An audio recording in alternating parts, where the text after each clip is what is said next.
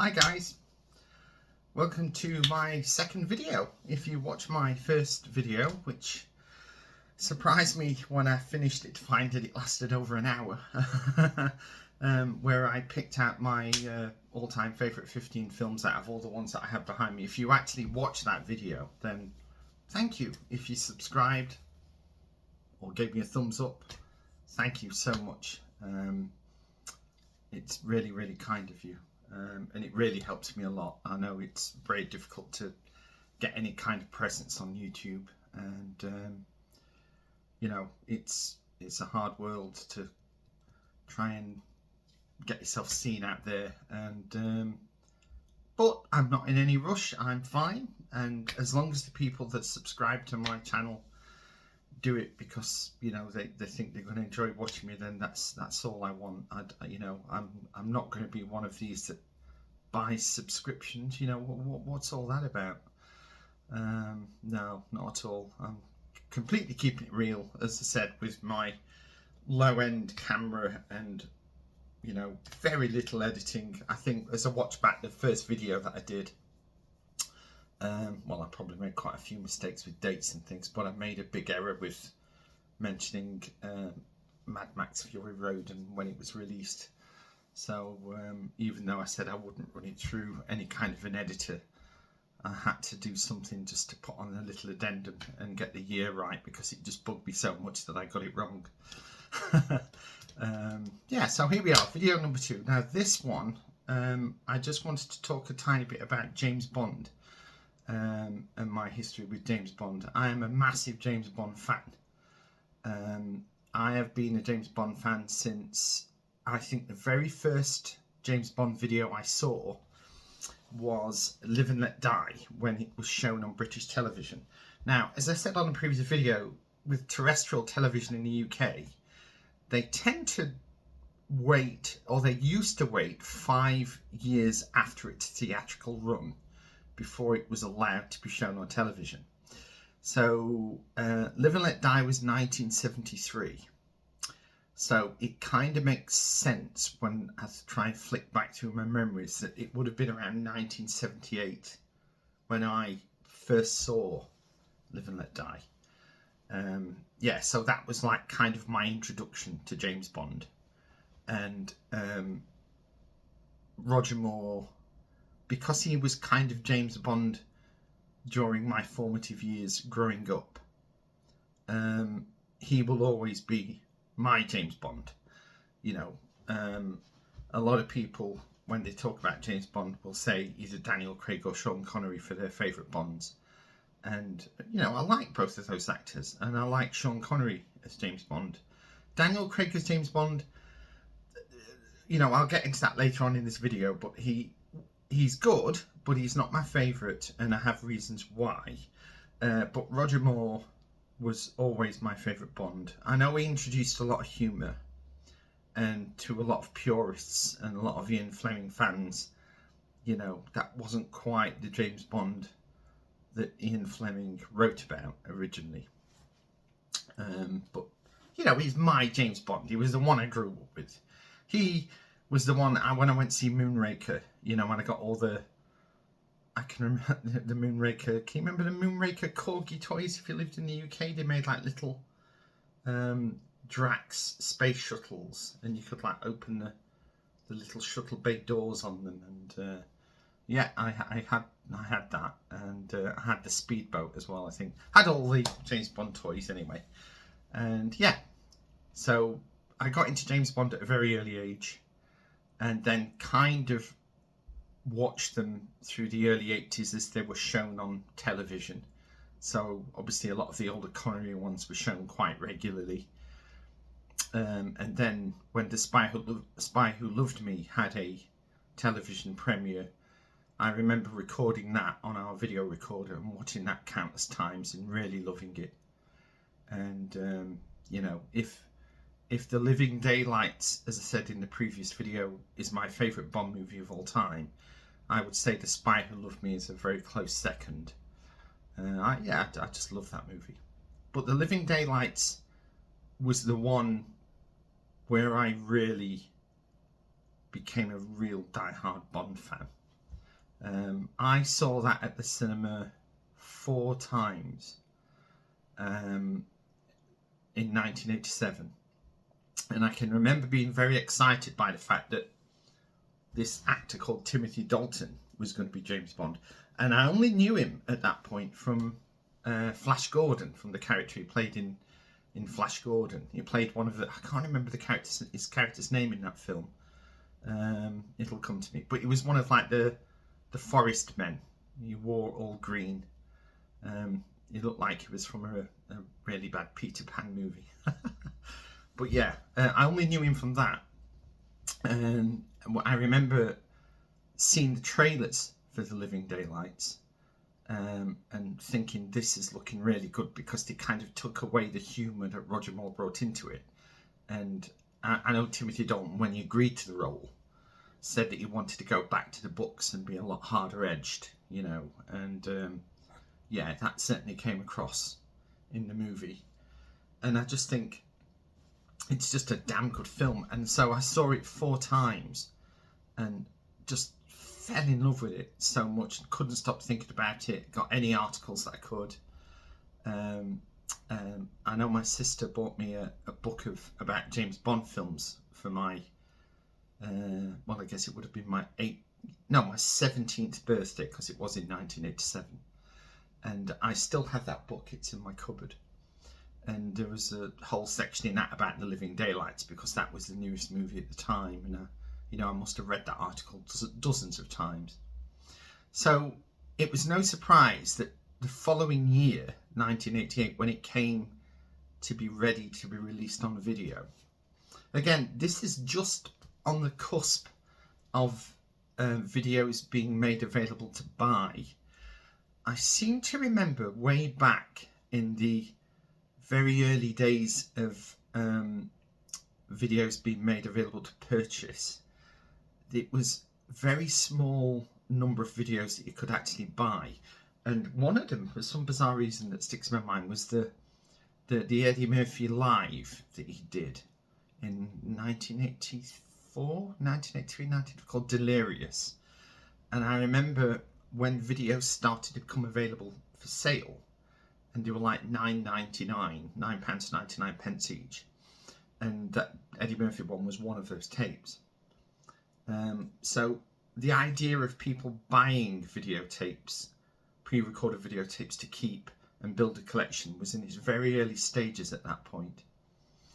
And I seem to think that Rain Man, Tom Cruise and Dustin Hoffman, that came out in '88. When that came out on video to rent, I think it was the very first film that was released to rent and to buy on exactly the same day. Because I have a very fuzzy memory of going into a shop that we used to have in the UK at that time called John Menzies, and they had a display for Rain Man. And that became quite a thing, that they would have a same day video release and rental to buy and to rent. And another one that I remember really well was one of my favourite action films is Robin Hood, Prince of Thieves. And yeah, I can remember buying that on the day it came out for rental and to buy. So going back to James Bond, it was about 1988, and I was in love with The Living Daylights, and it had left the cinemas, and I was absolutely desperate to get it on video. And I thought, I wonder how much it would be to buy a copy rather than just keep renting it from the video shop at, you know, however much it was at that time, a couple of quid for a night or something. And I can remember going into my local video shop and speaking to the guy that ran it, and he knew me because I'd been in there regular. You know, I tend to rent like at least one video a week, and so even as a teenager, he knew who I was. And I remember asking him when The Living Daylights was coming out in rental, and he got his book out and he gave me the date. And I said, could I, as just a member of the public, actually buy a rental copy? And he kind of looked at me with that face of, oh, nobody's ever asked me that before. And he went, well, I don't see why not. You know, I can't see any reason. There'd be nothing against the copyright laws that would prevent that because you're buying the original tape. He said, but they are very expensive. And I said, well, how much are they? And he told me, and I thought, oh gosh, that is quite expensive. And I'll tell you what it was in a second. In fact, I'm going to show you. And I thought, right, I'll have a think about this. So I kind of walked out the shop, and I was thinking, well, you know, at this point I was still 17, and I was in college, didn't have much money, and I thought I would so desperately want this film, you know, to own it, so I could just watch it whenever I wanted. And I can remember speaking to my parents about it, and they understood my passion, and they were really good in. They must have given me some of the money towards it, and then the rest by hook or by crook I just managed to scrabble together. You know, saving my allowance money and things and pocket money, and I managed to scrape together enough money to put down a deposit, because the guy at the video shop, well, I can order you a copy, but because, you know, it is a lot of money, and I need to be sure that you are going to buy it, and I want you to pay like a 50% deposit. And I thought, yeah, that's fair enough. And he did it all officially and gave me a receipt. And then the day came when it was released. And so I remember going to the video shop on the bus to pick up The Living Daylights. And now, you know, it's like nearly 40 years later. And I've still got this videotape. And I don't have any videotapes other than this, and I have the original Star Wars trilogy on VHS. I don't have a video recorder. I used to have a lot of videotapes, and then when DVDs started to come into play, you know, like 1999, 2000, I slowly got rid of my videotapes and bought DVDs, and then, you know, it ended up where I had less and less videotapes, and the video recorder that I had I sold. And then the few videotapes, as I say, that I've got left, like the 4 or 5 of them, were just in the loft. And I remember thinking with this Living Daylights that I would never get rid of it, because it was such a big point in my movie life, seeing The Living Daylights, falling in love with it, and then owning this tape. So here it is. This is the actual big box rental version of The Living Daylights. And yeah, it's, as you can see the price on there, it's £79.95, which, you know, is quite a lot of money now. It was certainly a lot of money back in the late 80s, but that's what it meant to me. You know, that's what I was prepared to do, was to pay that money so then I could take this home and I could watch it as many times as I wanted. You know, it's got the nice little Warner's Home Video sticker on there still. Luckily, the tape is rewound. I must have been one of these people that always rewound videotapes when I finished watching them. So yeah, so there we go. I've still got my copy of The Living Daylights on VHS. I'll never be able to watch it. I'm certainly not going to buy a video recorder just to watch this tape, but I have it on display. It's kind of out of shot, I'm sort of in the way, but I've got a little place on my bookshelf just to display this, because I've always liked the poster, and I think it just looks kind of cool having a big box copy of The Living Daylights. So yeah, flash forward into the 21st century, and I was waiting for all of the Bond Blu-rays to be released, and they released them in a big box set to celebrate the 50-year anniversary. And this is that box set. And for anyone that hasn't seen this, it has the all the James Bond films up to and including Skyfall in 2012, which was the newest one at the time of the release of this box set.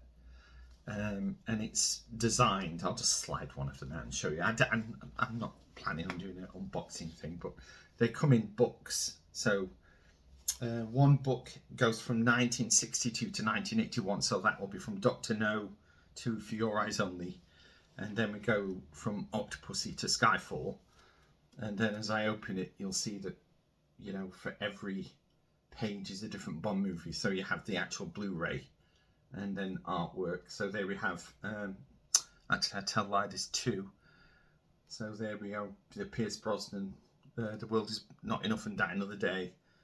So if I go backwards, it'll be Tomorrow Never Dies and GoldenEye. Really nicely presented. So that is now my go-to for watching Bond movies. No talk of them being released on 4K as of me recording this video. I hear that they are available in 4K on Apple, but from the reviews, people say that they look more like upscale rather than a true 4K remaster. So I'm sure they will be released one day. It would be too big an opportunity for the studios to miss out on because of, you know, people like me that would be willing to buy it. Yeah, so, you know, it's a nice little thing to have in my collection. I'm going to say something that's quite controversial, but when I think of James Bond, I always think in my heart that for me personally, James Bond officially ended with License to Kill. What do I mean by that? Well, I mean that for me, Dr. No to License to Kill is like my collection of Bond movies. And then obviously in real life there was a gap of like 6 years before GoldenEye was released, and then we got into the Pierce Brosnan era and then the Daniel Craig era. And as much as I like those movies, I could never fully connect with them as James Bond movies like I could with all the ones previous to that, you see. Pierce Brosnan got off to a good start with GoldenEye. Tomorrow Never Dies has some great action sequences in it. I particularly like the BMW in the car park, the chase sequence with all the gadgets and things. But with the World Is Not Enough and Die Another Day was a bit of a, you know, Die Another Day especially, I don't think it's aged very well, to be honest. Some of the effects in it are really ropey, and I think they tried to throw in too much into the pot and put in a lot of Easter eggs, you know, to go back to the history. My cat's just coming meowing. Are you okay? Yeah, she's fine. And yeah, so Daniel Craig era, again, you know, they're not bad movies, and he's a good actor, but I always was kind of, oh, you know, not another one where he's kind of a rogue agent. You know, I just wanted a Bond movie where he was working for the government and, yeah, you know, doing a little bit of his own thing, but ultimately he, you know, would get his briefing from M at the beginning of the movie and, you know, meet up with Moneypenny. Just a bit more traditional. I know that there's people out there that would say, yeah, but we can't keep it like that. It's got to be modernised, and, you know, they kind of brought it back on track right at the end with No Time to Die. I thought that was his best James Bond movie. For me, personally, I thought that was a really well-made film that had some great action sequences in it. But for me, if ever they do a new Bond, well, if ever they do, I'm sure they will, I'm not so bothered about the prequel idea of going back to a younger Bond. I think I would just rather have him be, you know, early 30s to mid 30s, just a sort of good hard-edged Bond, but a Bond that is working for Her Majesty's government, or His Majesty's government now, and yeah, follows orders, uses his license to kill, gets his briefing, big baddie base at the end that gets blown up, you know, one henchman that's a cut above all the others that he has to best. Yeah, that'd be fantastic if they did that. I mean, who is the next Bond going to be? I know who I want it to be. I think of the ones that I've heard. I know Henry Cavill was a strong front runner. I don't mind Henry Cavill, but I can't really see him as James Bond, simply because whenever I look at him now, I just think of Superman. Even when he was in Mission Impossible Fallout, which is a fantastic film, and my gosh, you know, that's kind of how a Bond film should be in the 21st century, Mission Impossible Fallout. But even seeing Henry Cavill in that, I couldn't quite ever see him as James Bond. For me, at the moment, with the actors that are out there, I think it would be Aaron Taylor-Johnson would be my first choice. Yeah, I think he's the right age. He's got the physicality for it, and he's a good actor. So yeah, if Barbara Broccoli sees this video, then that's my vote, Barbara. Get Aaron Taylor-Johnson on the phone, get him signed up, 5-picture deal sorted. There we go. Right, yeah. So that's a little bit of my history with James Bond. Oh, I've got one other little story to tell. So a few years ago, they had in London a Bond in motion. What did they call it? Sort of a music exhibition. That's it. They had an exhibition in London called Bond in Motion, where they had a lot of cars from the Bond movies all in one place. And me and my other half, she gladly agreed to go down there with me. And I also went with my best friend, because luckily he's a massive Bond fan as well. And we went down there, and it was fantastic. You know, we got loads of photographs, and we went into the exhibition. In fact, I'm going to try and use some of my incredible editing skills to just add a few photographs onto this video as I talk about this particular bit. But there was all these different cars there, and you know, they're all fenced off, and they had the Aston Martin there from The Living Daylights with the cello case. If anyone remembers the movie, there's a sequence where Timothy Dalton and Miriam Darbo are riding down like a snowy, you know, incline on a cello case, and they get fired at and a bullet goes through the cello. And they had that there. So they had the Aston Martin looking absolutely beautiful, and then they had the cello case propped up on the wall next to it. And we got photos of all of that. And of course, they're all fenced off. You're not allowed to touch them or anything. And then we got to the Lotus Esprit from Spy Who Loved Me. And obviously, when they made that movie, it wasn't just one car. I think they had like 5 or 6 different cars, because in the movie, the car could go into water and turn into like a submarine. They had different cars to do different things. So they had one Lotus Esprit where there was no wheels, and where the wheel arches were, they're all kind of, you know, plated over to look nice and smooth. And then there was another Lotus Esprit where the fins would come out of the side. And it was one of these submarine cars that they had on display. So it was a screen used version. And it was, you know, roped off. And I remember we were stood there, and I was looking with my friend, and I was like saying to him, do you think you'd let me touch the car? You know, and he said, why? I said, well, because that is a screen used car. It would be really cool to say, I've actually touched a car that was in a James Bond movie. And, you know, what could be more famous than the White Lotus Esprit from The Spy Who Loved Me? And he said, well, ask them, you know, just ask them. They've got like stewards standing around. So, so I walked over to this steward and said, you know, I'm a massive Bond fan, and I've been a Bond fan for most of my life, and the Lotus Esprit. And I said, am I allowed to touch it? He said, oh, no. He said, no, we don't allow that. That's why it's cordoned off.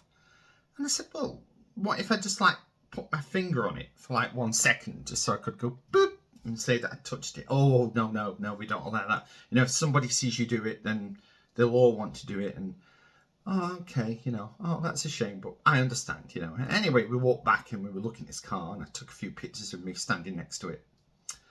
And I'm not like this. I'm not the sort of person to be really against the grain and to look for trouble. I'm just not like that.